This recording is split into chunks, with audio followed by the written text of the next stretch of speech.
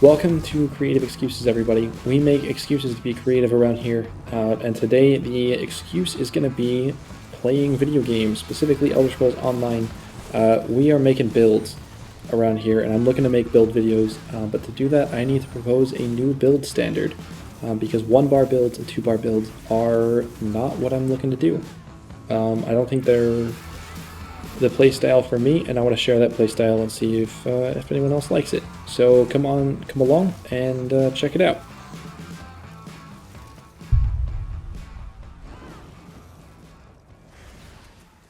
To first explain what this new build standard is going to be, I have to talk about what kind of builds already exist in Elder Scrolls Online.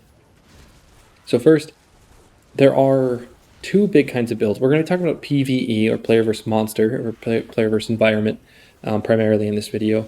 PvP builds I'm not super familiar with. I have learned some about them, but they're not my interest in the game. So we're going to be talking about PvE specifically. Though a talented PvP builder could easily apply this principle that I'm going to talk about to PvP builds. So what kinds of builds are there in Elder Scrolls Online already? The big picture is that we have two kinds, I think, two basic build standards in PvE. We have 2-bar builds and we have 1-bar builds. This is kind of simple. If you've played the game, you understand that you can use both bars to deal damage or utility or whatever. You can use them together.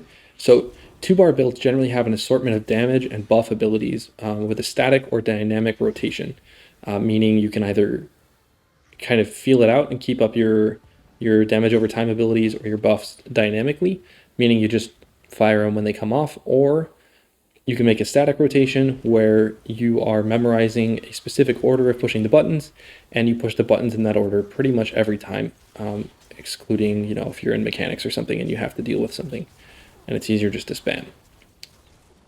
The other kind of builds are 1-bar builds. Now these are generally simple builds meant to be used as only 1 bar, so just your front bar, which is 5 abilities and 1 ultimate, and then your potion.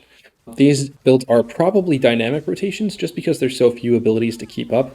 So it's pretty easy, and the priority is simplification of the playstyle and the build. So dynamic rotations aren't that hard.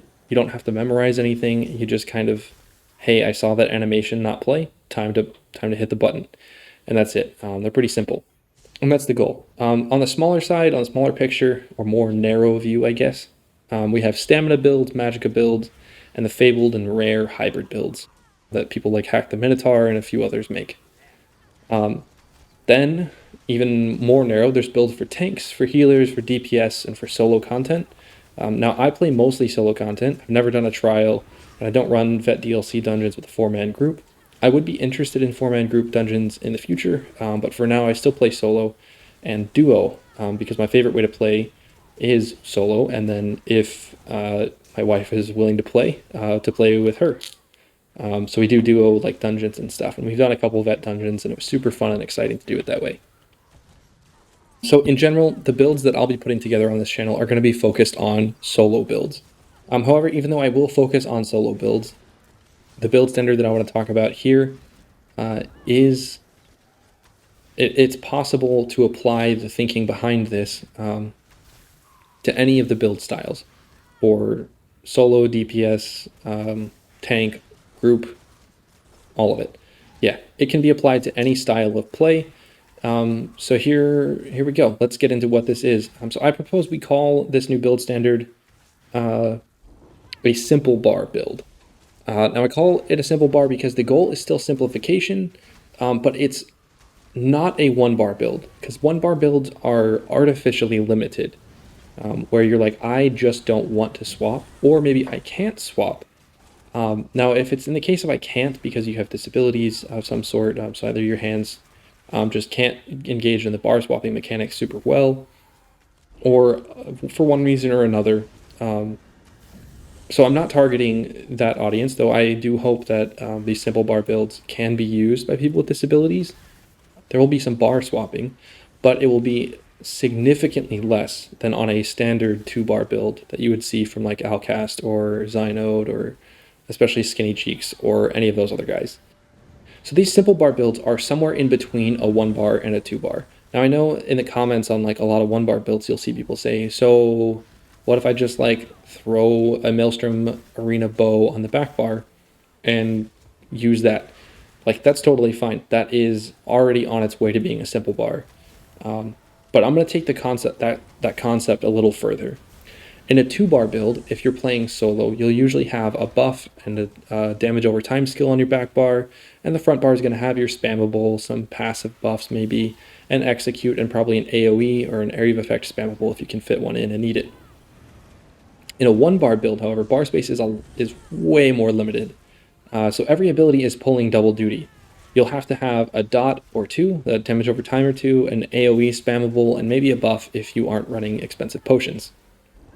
And these are valid, these work, obviously. We've been playing the game for years, and these builds have been prominent and fantastic.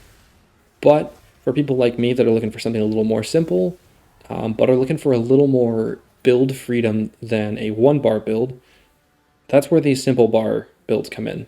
So simple bar builds, again, are somewhere in between a 1 and a 2-bar build. They are going to use 2 bars, but each bar mostly functions as a 1-bar build on its own. So what does this mean? In a simple bar build, each bar serves a purpose. The idea isn't so much to set up a big dynamic or static rotation using both bars to significantly buff your damage, survivability, or healing. The idea is that the front bar does one thing and the back bar does another, and you'll switch to the one that best suits the situation that you're in.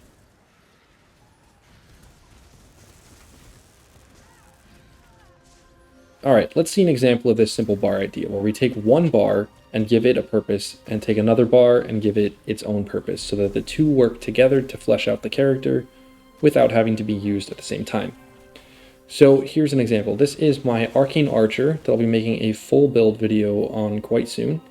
On this character, the front bar is my single target bar. I've got 2 good Stamina Sorcerer dots on the front bar with a pet and a heal and a sustain tool, with my main spammable, which in this case is single target.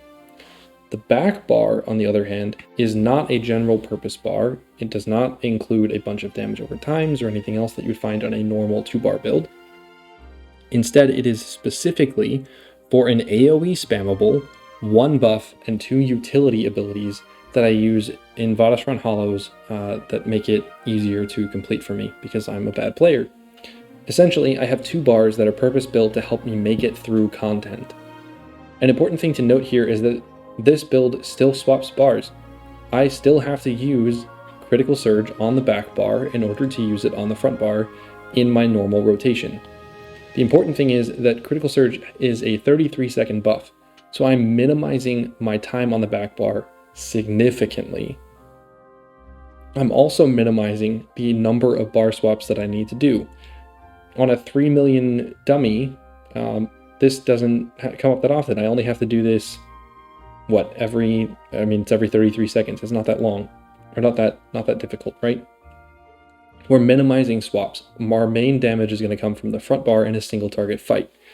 However, on the back bar, when we're in an area of effect situation and we need to use silver shards as our spammable, the only thing I need to keep up is Hurricane. Unless I'm in Vodasran Hollows, in which case I need to keep up Razor Caltrops.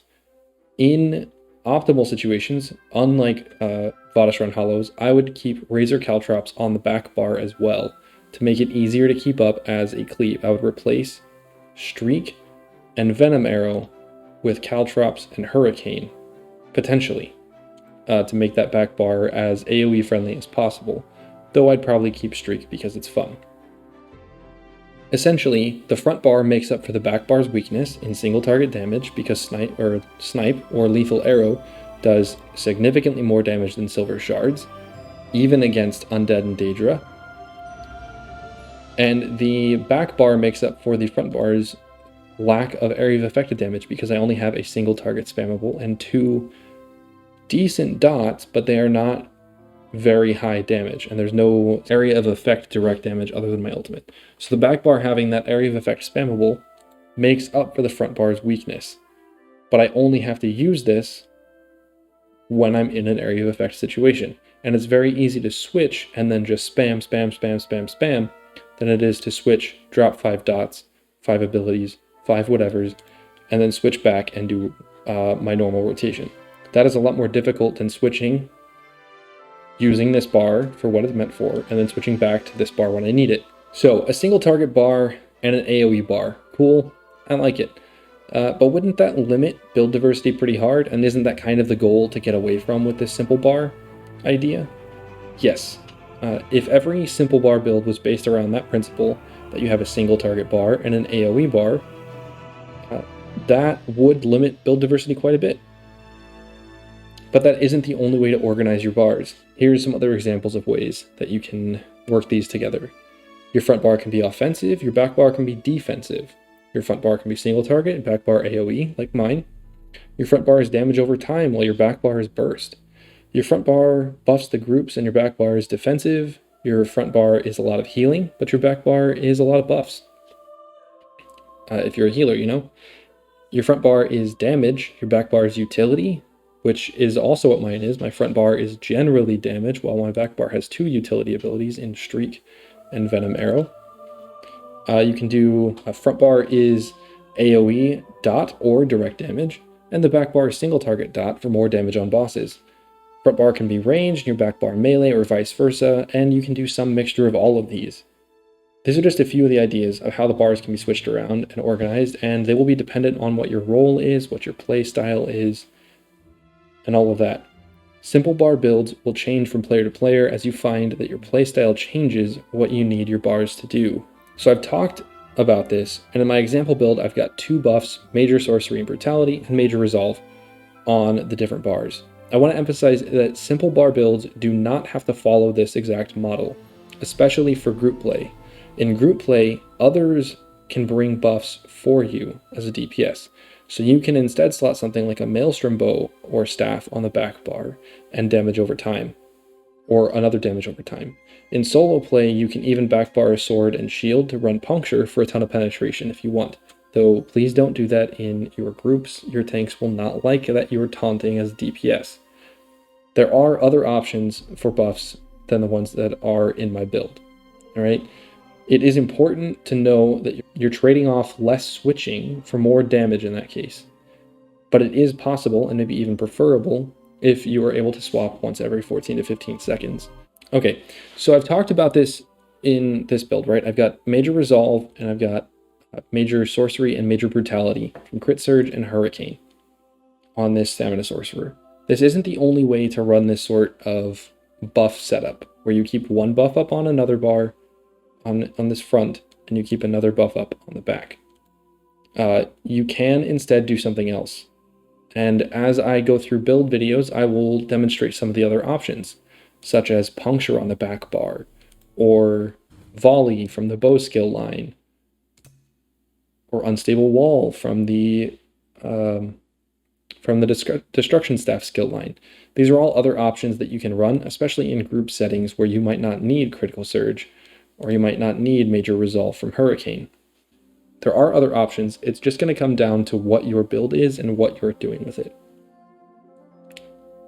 So the simple bar standard that I'm suggesting here is a way to simplify your build from 2 bars down to about 1 1/4 bars. Each bar serves a purpose, so you're not limiting, you're just using your weapons and your skills in a way that's different than we normally see. You're really fulfilling the idea that you have a primary and a backup weapon set. You have your primary weapon, which is going to be your main bar, and you have a backup, which is your secondary bar. But instead of one buffing the other and primarily staying on one, you'll use both to make up for the weaknesses of the other. That's the idea of a simple bar, and you'll see more examples of this as I put out some build videos. If you have any questions, feel free to leave them in the comments. Otherwise, like, comment, and subscribe so that you can catch the build videos in the future. Thanks and have a nice day, guys.